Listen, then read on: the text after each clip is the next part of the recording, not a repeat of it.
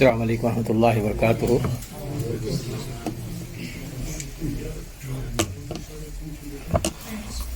الحمد للہ رب العالمین والصلاة والسلام علی نبینا محمد وعلی آلہ وصحبہ اجمعین۔ اعوذ باللہ من الشیطان الرجیم، بسم اللہ الرحمن الرحیم۔ لیس البر ان تولوا وجوہکم قبل المشرق والمغرب ولكن البر من آمن بالله واليوم الآخر والملائكة والكتاب والنبيين وآتى المال على حبه ذوي القربى واليتامى والمساكين وابن السبيل والسائلين وفي الرقاب وأقام الصلاة وآتى الزكاة والموفون بعهدهم إذا عاهدوا والصابرين في البأساء والضراء وحين البأس أولئك الذين صدقوا وأولئك هم المتقون۔ یہ ہے آیت نمبر 177 سورۃ البقرہ کی، وہ جو ترتیب سے ہم آ رہے ہیں۔ اس ایک آیت میں اللہ تبارک و تعالیٰ نے ہمارے عقائد اور ہمارے اعمال جو ہونے چاہیے ان کا ذکر فرما دیا ہے، بہت ہی اختصار کے ساتھ۔ آیت کا جو پہلا حصہ ہے، اللہ تعالیٰ فرماتے ہیں کہ لیس البر ان تولوا وجوہکم قبل المشرق والمغرب، ساری اچھائیاں، ساری بھلائیاں مشرق یا مغرب کی طرف رخ کرنے ہی میں نہیں ہیں، مشرق یا مغرب کی طرف رخ کرنے ہی میں نہیں ہے۔ یعنی ان تولوا وجوہکم، کہ تم اپنا چہرہ مشرق کی طرف کر لو یا اپنا چہرہ مغرب کی طرف کر لو، تو یہی صرف اچھائیاں نہیں ہیں، یہی صرف نیکی نہیں ہے۔ ولیکن البر، نیکی کیا ہے؟ پھر آگے اللہ تبارک و تعالیٰ نے کچھ اعمال بتائے ہیں جو ہمارے عقیدے سے تعلق رکھتے ہیں، اور کچھ اعمال بتائے ہیں جو ہمارے عمل سے تعلق رکھتے ہیں۔ اب یہ بات کیوں بتائی کہ نیکی صرف یہ نہیں ہے کہ تم مشرق یا مغرب کی طرف اپنا چہرہ پھیر لو۔ آپ کو یاد ہوگا ہم نے کچھ ہفتے پہلے تحویل قبلہ کے حوالے سے کچھ آیات پڑھی تھی کہ جس میں اللہ تبارک و تعالیٰ نے مسلمانوں کے لیے جو مدینے میں تھے ان کے لیے قبلہ جو بیت المقدس کی طرف تھا تقریباً 16 مہینے، اس کو پھیر کر مکۃ المکرمہ کی طرف کروا دیا گیا۔ جب یہ قبلہ چینج ہوا تو اس موقع پر جو منافقین تھے، جو مشرکین تھے، جو یہودی اور نصارہ تھے، انہوں نے وہاں پر مختلف قسم کی باتیں بنانی شروع کر دیں۔ وہ کہنے لگے کہ ما ولاہم عن قبلتہم التی کانوا علیہا، جس قبلے پر یہ نماز پڑھ رہے تھے، جس قبلے کی طرف منہ پھیر کر، اب کیا ہو گیا کہ اب انہوں نے اس قبلے کو تبدیل کر لیا ہے۔ یعنی مختلف قسم کے شکوک اور شبہات وہ پیدا کرنا چاہ رہے تھے مسلمانوں کے دلوں میں، اور بعض مسلمان جو ابھی مسلمان ہوئے تھے وہ بھی تھوڑے سے کبیدہ خاطر ہو گئے تھے، تھوڑے سے رنجیدہ ہو گئے تھے کہ یہ کیا ہو گیا کہ ہم ایک قبلے کی طرف نماز پڑھ رہے تھے اور اچانک اس قبلے کو تبدیل کر دیا گیا۔ اس کے جواب میں اللہ تبارک و تعالیٰ نے یہ بیان فرمایا کہ لیس البر ان تولوا وجوہکم قبل المشرق والمغرب، اپنے چہروں کو مغرب یا مشرق کی طرف پھیر لینا ہی نیکی نہیں ہے، بلکہ نیکی کچھ اور بھی ہے، نیکی کچھ اور بھی ہے۔ عام طور پر یہ جو ہم نے قبلہ بنایا ہے کعبۃ اللہ، یہ تو تمہاری مرکزیت کے لیے، یہ جو ڈائریکشن بنایا ہے یہ تمہاری اجتماعیت کے لیے ہے، تاکہ تمہارے اندر امت کے طور پر مرکزی احساس پیدا ہو کہ ہم ساری ایک امت ہیں، کیونکہ ہمارا سارے تمام افراد کا چہرہ ایک طرف ہوتا ہے۔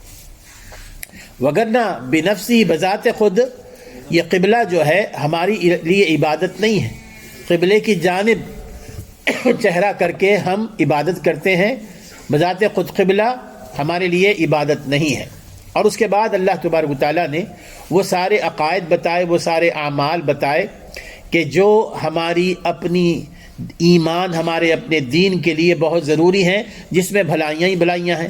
ولیکن البر، لیکن اچھا اور نیکوکار شخص وہ ہے من آمن باللہ۔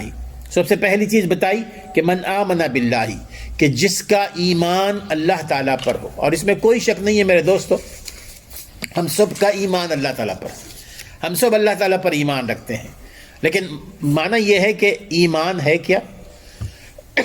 اور اللہ تعالیٰ کی ذات کیا ہے اور کس اللہ تعالیٰ پر ہم ایمان رکھتے ہیں۔ اس میں سب سے پہلی چیز تو یہ جاننا چاہیے کہ ایمان اردو زبان میں یقین کرنے کو کہتے ہیں نا، لیکن صرف یقین کرنے کا معنی نہیں ہے، بلکہ تصدیق کرنا، تصدیق کرنا اور اس کا اعتراف کرنا، اور پھر اپنی زبان سے اس کا اقرار کرنا، اپنے دل میں اس پر یقین رکھنا، اور اپنے جوارح، اپنے بدن کے اعضاء سے اس کو عملی ثبوت دینا، اس کا عملی ثبوت دینا۔ یہ ہے ایمان۔ اگر ایک شخص یہ کہتا ہے کہ جی میں مومن ہوں، لیکن زبان سے نہیں کہتا، کلمہ شہادت کا اقرار نہیں کرتا، تو وہ مومن نہیں ہے۔ اور اگر ایک شخص یہ کہتا ہے کہ میں مومن ہوں لیکن اس کا دل میں یقین نہیں ہے، تو وہ بھی مومن نہیں ہے۔ اور اسی طرح جو شخص اپنے ایمان کا اظہار اپنے اعمال سے نہ کرے، تب بھی اس کا ایمان وہ نہیں ہے کہ جو مطلوب ہے قرآن کو، جو مطلوب ہے حدیث کو، من آمن باللہ۔ اور دوسری چیز یہ ہے کہ جو اللہ تعالیٰ پر ایمان ہے۔ اللہ تعالیٰ پر ایمان کا معنی کیا ہے میرے دوستو؟ عام طور پر جب آپ معلوم کریں اللہ تعالیٰ کے بارے میں عام افراد سے، وہ یہ کہیں گے جی کہ ہم جانتے ہیں کہ اللہ تعالیٰ ایک ہے، اور ٹھیک ہے اس نے ہمیں پیدا کیا، وہی ہمیں سب کچھ دیتا ہے، لیکن ایمان کے حوالے سے ہمارے اندر اللہ تعالیٰ کے حوالے سے کچھ اور معلومات ہونی چاہیے، جو چیز یہ وہ چیزیں ہیں جو اللہ تعالیٰ سے ہمیں قریب کرتی ہیں۔ موقع نہیں ہے کہ جی کہ تفصیل سے بیان کیا جائے اللہ تعالیٰ کے بارے میں، اس کے لیے کئی دروس چاہیے، لیکن میں اختصار کے ساتھ بتاؤں گا میں کہ اللہ تعالیٰ پر ایمان کا معنی یہ ہونا چاہیے کہ اللہ تعالیٰ پر ایمان اس طرح ہو، سب سے پہلی چیز کہ وہ ہمارا رب ہے، وہ ہمارا رب ہے، رب العالمین۔ اور رب کا معنی کیا ہوتا ہے؟ تین معنی ہوتے ہیں رب کے۔ ایک تو وہ ہمارا خالق ہے، اس نے ہمیں پیدا کیا ہے، کسی اور نے ہماری پیدائش میں کوئی حصہ نہیں لیا ہے۔ دوسرا یہ کہ وہ ہمارا مالک ہے، وہ ہمارا اونر ہے، وہ ہمارا مالک ہے، اسی کے اختیار میں ہماری سارے تمام کام۔ اور تیسری چیز یہ کہ وہ مدبر ہے۔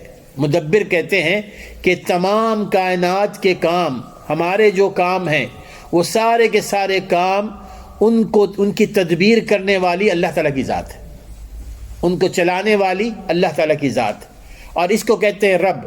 اب تدبیر میں کیا آتا ہے؟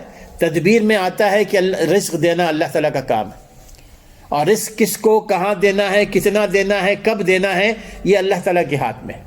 کوئی اس میں آگے پیچھے نہیں کر سکتا کہ جی کہ رزق مجھے فوری طور پر چاہیے، کوئی یہ نہیں کہہ سکتا کہ رزق فلاں جگہ چاہیے، کوئی یہ نہیں کہہ سکتا کہ رزق ایسا ایسا چاہیے۔ جتنا رزق جہاں اور جس موقع پر اللہ تعالیٰ نے دینا ہے، اللہ تعالیٰ اسی قدر دے گا، اس میں کوئی رد و بدل نہیں ہو سکتا۔ اسی طرح اولاد ہے، اولاد کا دینا یہ اللہ تعالیٰ ہی کے ہاتھ میں ہے، اس لیے کہ وہ خالق ہے۔ کوئی شخص یہ نہیں کہہ سکتا کہ مجھے فوری طور پہ اولاد چاہیے، مجھے لڑکا چاہیے، مجھے لڑکی چاہیے۔ یہ سارے کے سارے کام، یہ ساری کی ساری چیزیں اللہ تعالیٰ کے ہاتھ میں۔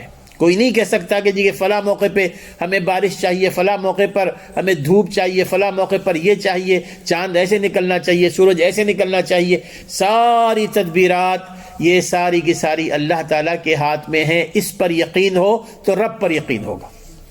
رب پر یقین ہونے کے معنی یہ۔ اور پھر دوسری چیز اسی طرح اللہ تعالیٰ کی الوہیت پر، کہ وہ الہ واحد الہ ہے، واحد معبود ہے۔ معبود کا معنی کیا ہے؟ یعنی وہ ایسی ذات ہے کہ جس کی عبادت دو طریقوں سے، دو طرح سے کی جا سکتی ہے، دو وجہوں سے۔ کہ جب ہم اس کی عبادت کرتے ہیں تو اس کی عبادت میں محبت شامل ہونی چاہیے، اور اس کی عبادت میں تعظیم یعنی پورا احترام چاہیے۔ وہ عبادت جو دھکے سے کی جاتی ہے نا، وہ عبادت نہیں ہے۔ عبادت میں ہمیں جب عبادت ہم کریں اللہ تعالیٰ کی، نمازیں پڑھیں، تو اس وقت دیکھیے کہ اگر ہمارے اندر جذبہ آتا ہے محبت کا اللہ تعالیٰ کے ساتھ، تو یقیناً وہ سب سے اچھی عبادت ہے۔ اسی طرح اللہ تبارک و تعالیٰ کے بارے میں پورا احترام ہمارے دل میں ہے، تو یہ بھی عبادت میں شامل ہے۔ اور عبادت کے حوالے سے یہ یقین ہونا چاہیے، یہ ہمارا ایمان ہونا چاہیے کہ اللہ کے علاوہ کوئی معبود برحق نہیں ہے، کوئی معبود برحق نہیں ہے، اس کی عبادت میں کسی کو شریک نہیں کیا جا سکتا، چاہے وہ فرشتے ہو، چاہے وہ رسول ہو، اور چاہے کوئی ہو۔ اللہ تبارک و تعالیٰ کی واحد عبادت کی جائے گی، اس کے علاوہ اور کسی کی عبادت نہیں کی جائے گی۔ اور تیسری چیز اللہ تعالیٰ کے بارے میں وہ یہ کہ اللہ تعالیٰ کے جو اسماء ہیں، جو نام ہیں نا، اللہ تعالیٰ کی جو صفات ہیں، ان کے حوالے سے ہمارا عقیدہ میرے دوستو ہمیشہ لڑکھڑاتا ہے۔ اس معاملے میں ہم توجہ بھی نہیں دیتے کہ کہ اللہ تعالیٰ کے نام اور اللہ تعالیٰ کی صفات کے بارے میں ہمارا عقیدہ کیا ہونا چاہیے، ہماری سوچ کیا ہونا چاہیے۔ اس کی وجہ سے ہم شرک میں اپنے آپ کو ڈال لیتے ہیں، اپنے ایمان کو کمزور بھی کر لیتے ہیں۔ علماء نے ماشاءاللہ اس معاملے میں سلف صالحین نے، صحابہ اکرام سے لے کر سلف صالحین کے آخری وقت تک، انہوں نے اس حوالے سے جو کام کیا ہے وہ ان کا ہم پر بڑا احسان ہے۔ انہوں نے اس حوالے سے یہ بتلایا ہے کہ اللہ تعالیٰ کے اسماء اور اس کی صفات پر ایمان کا معنی یہ ہے کہ ہم ان تمام پر ایمان لائیں بغیر کسی معنی میں تبدیلی کے،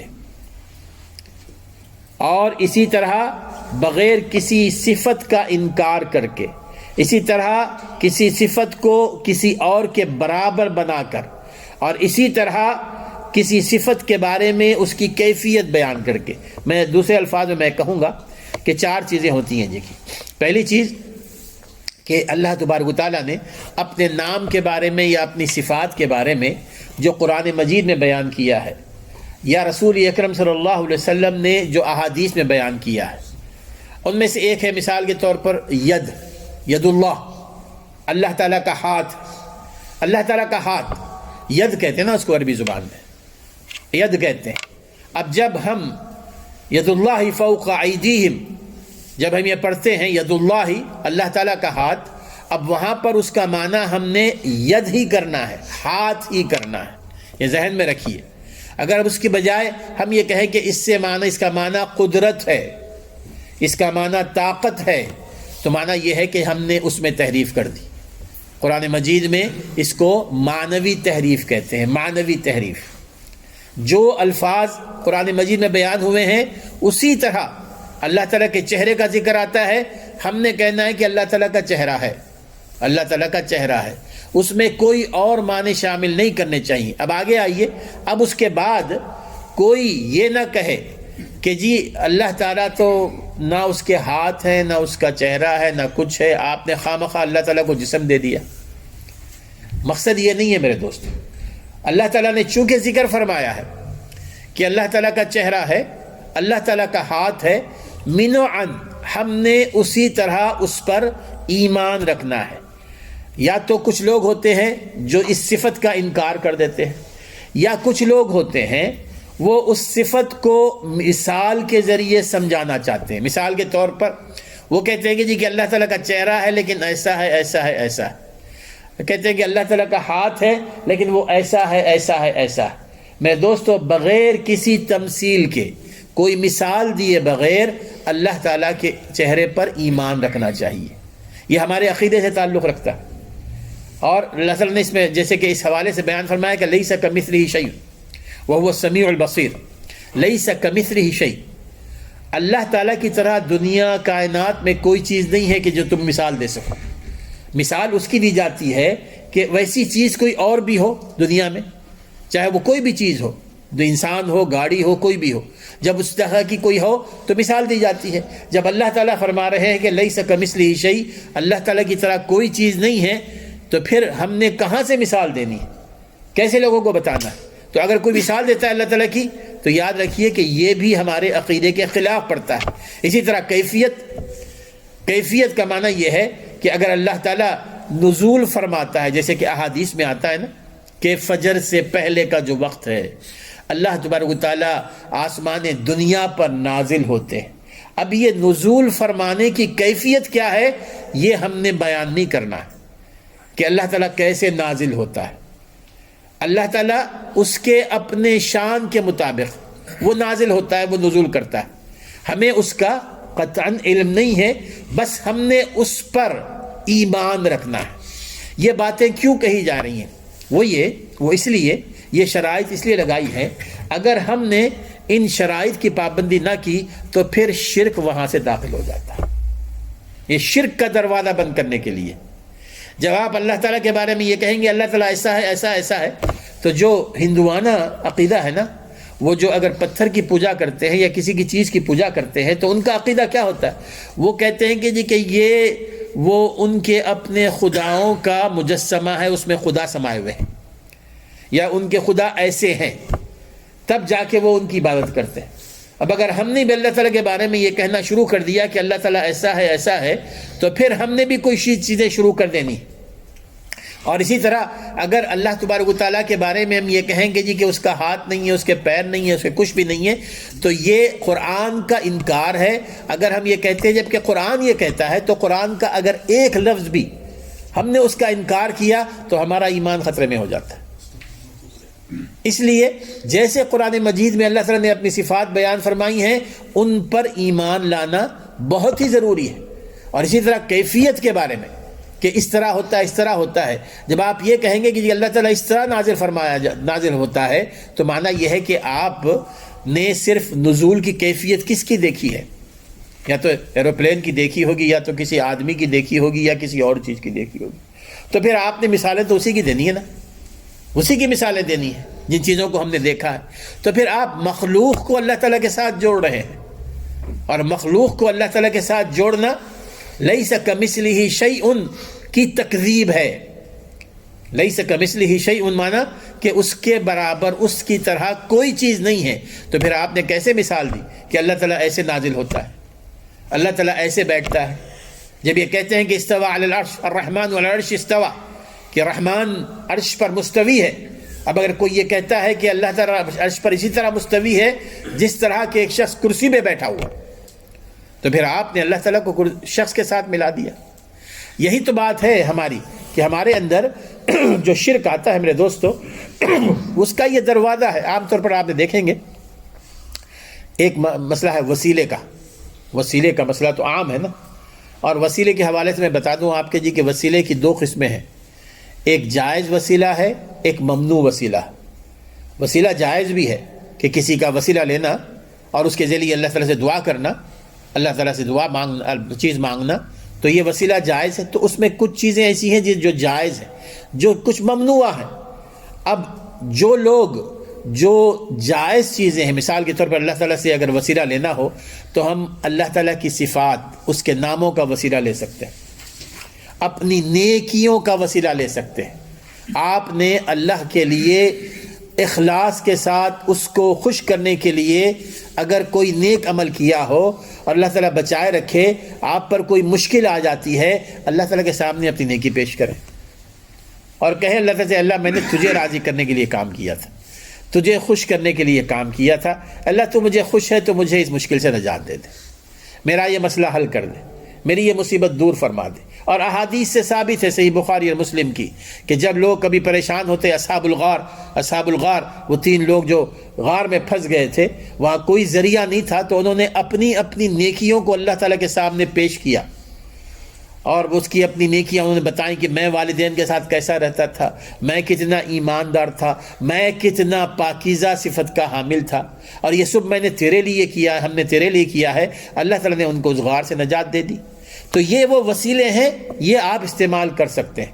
لیکن جو ممنوع وسیلے ہیں، مختلف انداز میں ہم لے لیتے ہیں کہ کسی اور کا وسیلہ، ان کا وسیلہ، ان کا وسیلہ، اور یہ کہا جاتا ہے کہ جی کہ اللہ تعالیٰ کا وسیلہ لیے بغیر آپ اللہ تعالیٰ سے اپنی دعا قبول نہیں کروا سکتے، اللہ تعالیٰ سے مانگ نہیں سکتے۔ اب اس کی مثال دی جاتی ہے۔ دیکھیں مسئلہ یہ ہے کہ مثال دی جاتی ہے۔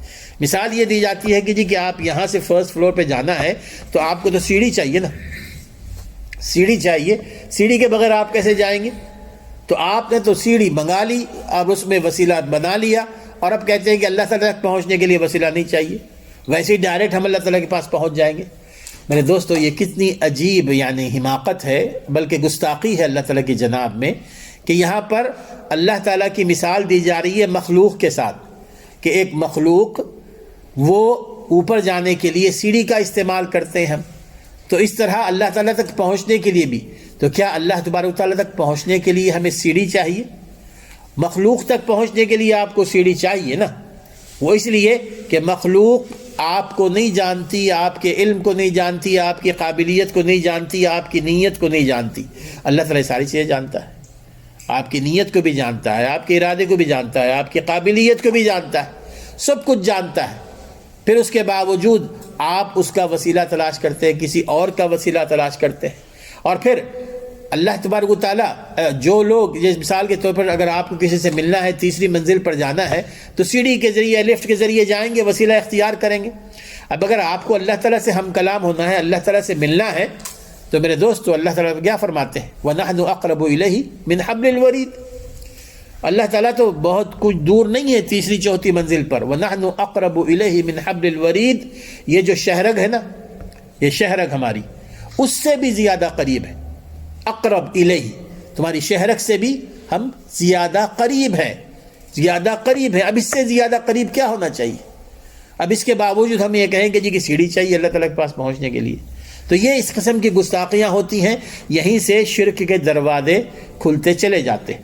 تو یہ ایمان ہمارا اللہ تعالیٰ کی صفات کے حوالے سے ہونا ہے، اور جب کوئی شخص اس انداز میں اللہ تعالیٰ پر ایمان رکھے گا تو وہ اپنا ایمان مکمل کرے گا۔ اب اس کے بعد دیکھیے والیوم الآخر، اس کے بعد آخرت پر ایمان۔ وَلَكِنَّ الْبِرَّ مَنْ آمَنَ بِاللَّهِ وَالْيَوْمِ الْآخِرِ، آخرت کے اوپر، آخرت کے دن پر ایمان۔ آخرت کے دن کا کون سا ہے؟ الیوم الآخر، آخری دن، قیامت کا دن۔ قیامت کے برپا ہونے پر ہمارا مکمل ایمان ہونا چاہیے، کسی بھی شک اور شبہ کے بغیر۔ کوئی شک نہیں ہونا چاہیے اس میں کہ قیامت واقع نہیں ہوگی۔ قیامت یعنی قیامت سے لے کر حشر کے میدان تک، جنت دوزخ تک، یہ سارے مراحل، ایک شخص جب اس کا انتقال ہوتا ہے کسی کا، تو سمجھیے کہ اس پر تو قیامت قائم ہو جاتی ہے نا احادیث کے مطابق۔ تو اب وہ قیامت کا قائم ہونا اور وہ آخری دن کا قیامت کا قائم ہونا، دونوں ایک جیسے ہی ہیں۔ اب اس کے بعد ایک شخص کا انتقال کر جانا، پھر اس کے بعد جو قبر کے مراحل ہیں، جو سوال و جواب ہے، پھر اس کے بعد وہاں سے حشر کا میدان ہے، پھر اس کے بعد حساب اور کتاب ہے، اس کے بعد میزان ہے، ترازو ہے، اس کے بعد صراط ہے، اس کے بعد جنت ہے یا جہنم ہے، اور جنت اور جہنم میں جو اللہ تعالیٰ نے چیزیں تیار کر رکھی ہیں جنتیوں کے لیے، جہنمیوں کے لیے، ان تمام چیزوں پر ایمان کا معنی ہے والیوم الآخر۔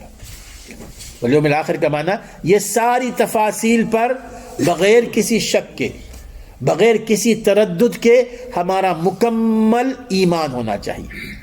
یہ نہیں کیجیے کہ ترازو کی کیا ضرورت ہے، یہ نہیں کیجیے کہ یہ صراط کیا ہے، پل صراط، بال سے باریک تلوار سے تیز۔ اب اس قسم کی جو حرکتیں ہوتی ہیں نا، وہ ہمارے ایمان کو خراب کرتی ہے میرے دوستو۔ جب صحیح احادیث میں، جب قرآن مجید میں اللہ تعالیٰ نے اس کا ذکر فرمایا ہے، صحیح احادیث میں ذکر فرمایا ہے، ایک مومن کا یہ تقاضا ہے اس کے ایمان کا کہ ہم اس پر پوری طرح بھرپور ایسے ہی ایمان لائیں جیسے کہ اس کا ذکر کیا گیا ہے، والیوم الآخر والملائکتی، اور اسی طرح ملائکہ پر ایمان ہونا چاہیے۔ ملائکہ فرشتے، شاید غالباً میں نے اس کی طرف اس سے پہلے بھی اشارہ کیا ہے، یہ جو فرشتے ہیں اللہ تعالیٰ کی مخلوق ہے نا، اللہ تعالیٰ کی مخلوق، لیکن اللہ تعالیٰ فرما رہا ہے کہ اس پر تم ایمان لاؤ۔ اب اس پر ایمان لانے کا معنی کیا ہے؟ یہ ایمان بالغیب ہے، ساری کی ساری چیزیں ایمان بالغیب میں آتی ہیں۔ فرشتے یہ ہمارے یعنی ایسے کائنات سے تعلق رکھتے ہیں جو ہمارے سامنے نہیں ہیں، ہم نے ان کو دیکھا نہیں ہے، لیکن اللہ تعالیٰ نے ذکر فرمایا ہے قرآن مجید میں، رسول اکرم صلی اللہ علیہ وسلم نے احادیث میں ذکر فرمایا ہے۔ ہم ان کا ادراک تو نہیں کر سکتے لیکن اس کا علم رکھتے ہیں قرآن اور حدیث کے حوالے سے، تو ہمارا اس پر ایمان ہونا چاہیے، اور ایمان میں کچھ تفصیلات بھی ہونے چاہیے۔ یہ نہیں کہ فرشتے ایسے ہیں یا ایسے ہیں یا ایسے ہیں۔ اس حوالے سے میں آپ کو بتا دوں اختصار کے ساتھ، فرشتوں کو اللہ تبارک و تعالیٰ نے، جیسے ہم کو اللہ تعالیٰ نے مٹی سے پیدا کیا ہے، فرشتوں کو نور سے پیدا کیا ہے، نور سے پیدا کیا ہے۔ جن اور شیطان کو وہ بھڑکتی ہوئی آگ سے پیدا کیا ہے، بھڑکتی ہوئی آگ سے پیدا کیا ہے۔ اور اسی طرح فرشتوں کا یہ بھی ہے کہ وہ لا یعصون اللہ ما امرهم ویفعلون ما یؤمرون۔ فرشتوں کی صفت یہ ہے کہ جو اللہ تعالیٰ ان کو حکم دے دے اس پر عمل کرتے ہیں، وہ نافرمانی نہیں کرتے۔ اور وہ فرشتے ہم سے پہلے مخلوق، ہم سے پہلے کی مخلوق۔ دنیا میں انسان کو پیدا کرنے سے پہلے اللہ تعالیٰ نے فرشتوں سے کہا نا، وَإِذْ قَالَ رَبُّكَ لِلْمَلَائِكَةِ، کہ اللہ تعالیٰ نے جب ملائکہ سے کہا کہ میں ایک آدم پیدا بنانے جا رہا ہوں، تو اس کا معنی یہ کہ فرشتے پہلے سے موجود ہیں. اور وہ کیسے ہیں، ان کی جو جسامت ہے، جیسے کہ قرآن مجید میں اللہ تعالیٰ نے ان کے جسم کے حوالے سے فرمایا کہ اولی اجنحۃ مثنی و ثلاث و رباع، ان کے ونگز ہیں، پر ہیں. مثنا کسی کے 2 پر ہیں، و ثلاثہ کسی کے 3 پر ہیں، و رباع کسی کے 4 پر ہیں. اور حضرت جبریل علیہ السلام یہ ان میں سب سے بڑے چیف ہیں، فرشتوں کے چیف ہیں، اور وہ جسامت میں بھی سب سے زیادہ ہے. جیسے کہ صحیح بخاری کی حدیث آتی ہے، رسول اکرم صلی اللہ علیہ وسلم نے فرمایا کہ میں نے جبریل علیہ السلام کو 2 موقعوں پر ان کی اپنی اصلی شکل میں دیکھا ہے. ایک دفعہ جب پہلی وحی آئی تھی، اس کے بعد تھوڑی سی تاخیر ہو گئی تھی، جب پھر دوبارہ وہ تشریف لائے تو میں نے دیکھا فی صورتہ لہ 600 جناح، میں نے ان کو دیکھا ہے ان کی اصلی شکل میں، ان کے 600 ونگز تھے. یہ 2 3 4 نہیں، 600 ونگز تھے، اور ایک ایک ان کا ونگ پوری وادی کو بھر لے رہا تھا. پوری وادی پر وہ حائل تھا پوری طرح. پھر اسی طرح وہ جسمانی اور اخلاقی طور پر خوبصورت بھی ہوتے، جسمانی اور اخلاقی طور پر خوبصورت. سورہ یوسف کا واقعہ آپ نے پڑھا ہوگا، جس میں وہ جو خواتین تھیں اور انہوں نے جب دیکھا یوسف علیہ السلام کو تو انہوں نے کیا کہا تھا، وَقُلْنَا حَاشَ لِلَّهِ مَا هَذَا بَشَرًا إِنْ هَذَا إِلَّا مَلَكٌ كَرِيمٌ. کہنے لگے کہ یہ تو کوئی فرشتہ لگتا ہے. یعنی ان کے حسن اخلاق کی وجہ سے بھی ہے اور ان کی خوبصورتی کی وجہ سے بھی کہ وہ فرشتے لگتے ہیں. اور پھر اس طرح فرشتے جو ہوتے ہیں لا یاکلون ولا یشربون، فرشتے کھاتے بھی نہیں ہیں، پیتے بھی نہیں. میں یہ تفصیلات جو بتا رہا ہوں تاکہ آپ کے ذہن میں رہے کہ جی کہ ہم کن فرشتوں پر ایمان رکھتے ہیں. وہ نہ کھاتے ہیں، وہ نہ پیتے ہیں. ابراہیم علیہ السلام کے پاس جب فرشتے آئے، عذاب کے فرشتے، اور لوط علیہ السلام کے اوپر عذاب بھیجنے کے لیے اللہ تعالیٰ نے ان کو بھیجا تھا، لیکن وہ سب سے پہلے ابراہیم علیہ السلام کے پاس آئے، بالکل انسانوں کی شکل میں آئے. ابراہیم علیہ السلام، لوگ کہتے ہیں عالم الغیب، ابراہیم صاحب کو پتہ ہی نہیں چلا کہ یہ فرشتے ہیں. انسانوں کی شکل میں آئے، ابراہیم علیہ السلام نے ان کو بیٹھایا اور پھر جلدی جلدی جا کر ایک بچڑا بھون کر لے آئے، گائے کا بچہ چھوٹا سا، وہ باقاعدہ لے آئے اور ان کے سامنے رکھ دیا. یہ نہیں کہا کہ جی کہ آئے، وہ بھی مہمان کی تکریم ہوتی ہے کہ سامنے رکھ دیا. انہوں نے وہ کھا نہیں رہے تو کہا کہ قال الا تاکلون، کہنے لگے کہ تم کھاتے نہیں ہو. فاوجس منهم خیفہ، اور ابراہیم علیہ السلام تھوڑے سے خوف زدہ ہو گئے ان سے، اس لیے کہ جو شخص اس دور میں کسی بری نیت سے آتا نا مکان میں تو وہ اس مکان کا نمک نہیں کھاتا تھا، وہ وہاں پر کھاتا کچھ نہیں تھا. تو اس لیے انہوں نے سمجھا کہ یہ پتہ نہیں ان کی نیت کچھ اور ہے، اس لیے آئے ہیں. قالوا لا تخف وبشروه بغلام علیم، تب فرشتوں نے کہا کہ آپ کو گھبرانے کی ضرورت نہیں ہے، ہم تو آئے ہیں 2 کاموں سے، ایک تو آپ کو بیٹے کی خوشخبری دینے کے لیے، اور دوسرا لوط علیہ السلام کے اوپر عذاب بھیجنے کے لیے. بہرحال وہ نہ کھاتے ہیں نہ پیتے ہیں. اب آخری چیز کہ وہ ان کی تعداد کیا ہے ہمیں تو کوئی پتہ نہیں ان کی تعداد کیا ہے. رسول اکرم صلی اللہ علیہ وسلم نے ایک حدیث میں بیان فرمایا نا کہ وہ البیت المعمور ہے، کعبۃ اللہ کے بالکل عین اوپر 7ویں آسمان پر البیت المعمور، جس کے اطراف فرشتے طواف کرتے ہیں اور وہاں عبادت کرتے ہیں. تو آپ نے فرمایا کہ جی کہ پہلے ایک ٹرن بائی ٹرن جاتے ہیں 70,000 70,000، اور جو ایک دفعہ 70,000 وہ چلے جاتے ہیں نا، دوبارہ قیامت تک ان کا ٹرن نہیں آتا. اتنے تعداد میں فرشتے ہیں. اور اللہ تعالیٰ نے فرشتوں کو جیسے کہ آپ کہ جانتے ہیں کہ جی کہ مختلف ڈیوٹیاں لگائی ہوئی ہیں، اور ان کے کچھ نام ہم جانتے ہیں جیسے جبرائیل، اسرافیل اور میکائیل، یہ 3 تو نام آپ کو پتہ ہے. لیکن 4تھا نام بولتے ہیں اسرائیل کوئی نام نہیں ہے احادیث میں. ملک الموت آتا ہے اس کا نام، موت کا فرشتہ. عام طور پہ اسرائیل کہتے ہیں کہ جی کہ ہم لوگ کہتے ہیں کہ جی کہ موت کا فرشتہ، یہ نہیں ہے. اسی طرح منکر نکیر ہے، اسی طرح کرامن کاتبین ہے. منکر نکیر تو وہ ہے نا جو قبر میں سوال و جواب کریں گے. کرامن کاتبین جو ہر ایک کے ساتھ ہیں، یہ وہ لوگ ہیں. تو بہرحال یہ وہ لوگ ہیں کہ جن پر ہمارا مکمل ایمان ہونا چاہیے. اور پھر اس کے بعد اللہ تعالیٰ فرماتے ہیں والملائکۃ والکتاب والنبیین، والملائکۃ والکتاب والنبیین، ملائکہ والکتاب والنبیین، کتابوں پر. کتابیں تو معلوم ہے آپ کو کہ اللہ تعالیٰ نے جو کتابیں نازل فرمائیں وہ زبور ہے، تورات ہے، انجیل ہے اور قرآن مجید ہے. ہمارا ایمان ایسے ہونا چاہیے کہ جو کچھ اللہ تعالیٰ نے کتابیں نازل فرمائیں ان پر ہمارا مکمل ایمان ہونا چاہیے کہ یہ اللہ تعالیٰ کی کہی ہوئی کتابیں. اب اس کے بعد یہ بھی ایمان ہونا چاہیے کہ جو پہلی کتابیں ہیں قرآن مجید سے پہلے کی، ان میں تحریف ہو چکی ہے، ان میں تحریف ہو چکی ہے. ہمارا ان پر ایمان نہیں، ہمارا صرف ان پر ایمان ہے جو اللہ تبارک و تعالیٰ نے نازل فرمائی تھی. اور یہ بھی ایمان ہونا چاہیے، والکتاب سے مراد اس میں قرآن مجید بھی آ جاتا ہے، کتاب سے مراد قرآن مجید بھی آ جاتا ہے. تو ہمارا ایمان ہونا چاہیے کہ ہم اس قرآن پر ایمان لاتے ہیں جو آخری اللہ تعالیٰ کا میسیج ہے، اور اس میں کوئی تبدیلی نہ ہوئی ہے نہ ہو سکتی ہے. یہ پورا ہمارا ایمان ہونا چاہیے. اِنَّا نَحْنُ نَزَّلْنَا الذِّكْرَ وَإِنَّا لَهُ لَحَافِظُونَ. اللہ تعالیٰ نے فرمایا کہ ہم نے اس ذکر کو اتارا ہے اور ہم اس کے محافظ ہیں. والنبیین، اور اسی طرح ہمارا ایمان ہونا چاہیے انبیاء پر بھی. جتنے سارے انبیاء ہیں ہمارا ایمان ان کے اوپر ایمان لائے بغیر مکمل نہیں ہوتا میرے دوستو. لیکن ہمارا ایمان ہونا چاہیے صرف اطاعت رسول اکرم صلی اللہ علیہ وسلم کی ہوگی، اور رسول اکرم صلی اللہ علیہ وسلم کی اطاعت میں ان انبیاء کی بھی اطاعت ہوگی جن کا قرآن مجید نے ذکر کیا، جن کا رسول اکرم صلی اللہ علیہ وسلم نے ذکر فرمایا. جیسے ابراہیم علیہ السلام، ابراہیم علیہ السلام کا ذکر قرآن مجید میں آتا ہے. اللہ تعالیٰ نے ہمیں ان کی اتباع کرنے کا حکم فرمایا، رسول اکرم صلی اللہ علیہ وسلم نے بھی اتباع کی، تو اس لیے ان کی اتباع کی جا سکتی ہے. بہرحال یہ وہ چیزیں ہیں، بہرحال تفصیل میں بہت میں چلا گیا. یہ وہ چیزیں تھیں جو ہمارے عقائد سے تعلق رکھتی ہیں. اب اس کے بعد اعمال آتے ہیں، اور انشاءاللہ تعالیٰ ان اعمال پر آئندہ ہفتے گفتگو ہوگی، ورنہ تو بہت زیادہ وقت لے لوں گا میں انشاءاللہ. ہاں تو میں نہیں چاہتا کہ آپ کا زیادہ وقت دوں.